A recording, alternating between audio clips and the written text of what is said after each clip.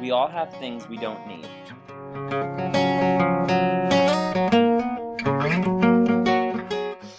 We all try to make ourselves look good.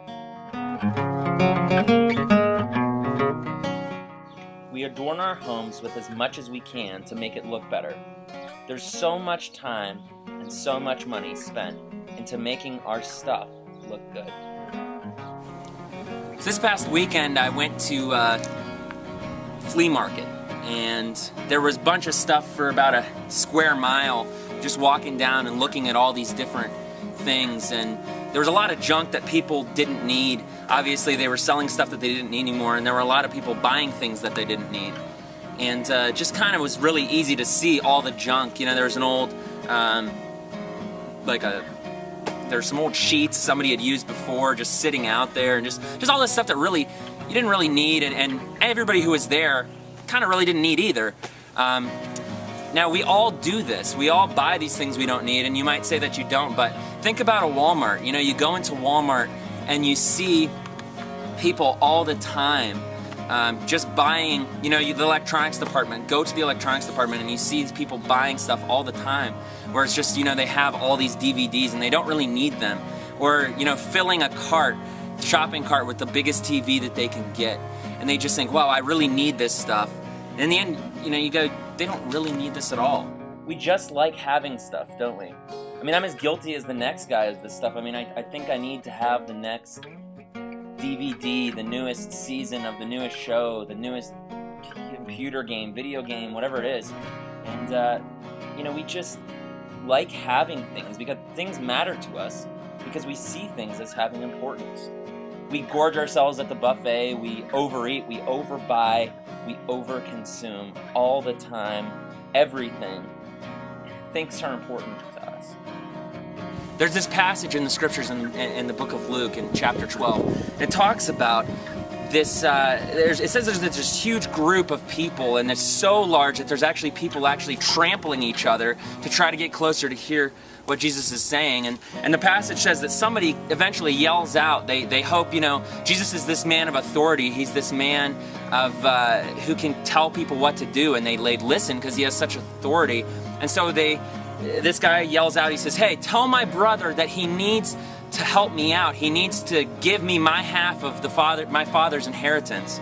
And so Jesus, he responds to this demand by telling this story, and he goes and he says, hey, there was this rich man, and he had this certain crop, and he had more than he could ever store in the barn that he currently had. And he thought, well, what am I going to do here? You know, I have all this stuff I've grown, and I don't know what to do with it. And so he kind of looked around a little bit, and he said, you know what, here's my idea. And he said, I'm going to go ahead and break down the current barn that I have and build a barn so huge that, you know, anything that I build, an infinite number, I can just store in here for the rest of my life. And once I've done that, I'll never have to work again a day in my life. I can just have all this stuff, and I can just sit back, be happy, just do whatever I want, and just not worry about it. And Jesus kind of ends this story by saying, wow, what he didn't realize is this. He didn't realize that when he finished that barn, he died the next day. And so everything he was doing was for nothing. He had just built all this stuff. Wow, he's going to sit back, have this easy life, and it meant nothing. His stuff was meaningless. The writer of Ecclesiastes tried to fill his life with as many things as he could. He writes this in the book of Ecclesiastes. He says, I did great things. I built houses, I planted vineyards, I designed gardens and parks, and I planted a variety of fruit trees in them. I made pools of water to irrigate the groves of trees. I piled up silver, gold, loot from kings and kingdoms. I gathered a chorus of singers to entertain me with song, and the most exquisite of all pleasures, women for my bed. And after all these things, he just keeps coming back to the same thing. He just keeps saying, meaningless, utterly meaningless. All these things are meaningless, like chasing after the wind. It's as if he's realized that there's something so much more than what he's currently experiencing. So this past weekend, I had the chance to be able to go with my two uncles and my dad to their childhood home in Hinckley, Ohio, and we kind of went back, and they lived in this area where it was just a lot of nature, and we went to the place called Whip's Ledges and got to climb some rocks and that kind of thing. But we got to go to the place, the very location where they had actually grown up, the house where they had grown up. And as we drove up to this 456 Bellis Road, kind of noticed something right off the bat. There's nothing there. It was just this overgrown, just trees everywhere. It just looked very much like this, just nothing here.